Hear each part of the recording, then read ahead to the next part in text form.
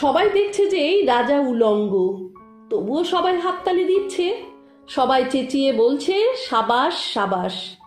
কারো মনে সংস্কার, কারোর ভয়, কেউ বা নিজের বুদ্ধি অন্য মানুষের কাছে বন্ধক দিয়েছে, কেউ বা পরান্নভোজী, কেউ কৃপা প্রার্থী, উমেদার প্রবঞ্চক, কেউ ভাবছে রাজবস্ত্র সত্যিই অতীব সূক্ষ্ম, চোখে পড়ছে না যদিও তবু আছে, অন্তত থাকাটা কিছু অসম্ভব নয়।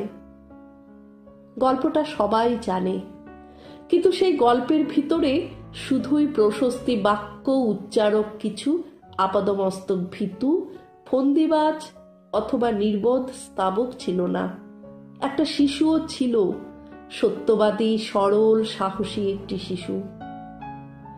নেমেছে গল্পের রাজা বাস্তবের প্রকাশ্য রাস্তায়, আবার হাততালি উঠছে মুহুর্মুহু, জমে উঠছে স্তাবক বৃন্দের ভিড়। কিন্তু সেই শিশুটিকে আমি ভিড়ের ভিতরে আজ কোথাও দেখছি না। শিশুটি কোথায় গেল? কেউ কি কোথাও তাকে কোনো পাহাড়ের গোপন গুহায় লুকিয়ে রেখেছে, নাকি সে পাথর, ঘাস, মাটি নিয়ে খেলতে খেলতে ঘুমিয়ে পড়েছে কোনো দূর নির্জন নদীর ধারে কিংবা কোনো প্রান্তরের গাছের ছায়ায়? যাও, তাকে যেমন করে হোক খুঁজে আনো। সে এসে একবার এই উলঙ্গ রাজার সামনে নির্ভয়ে দাঁড়াক।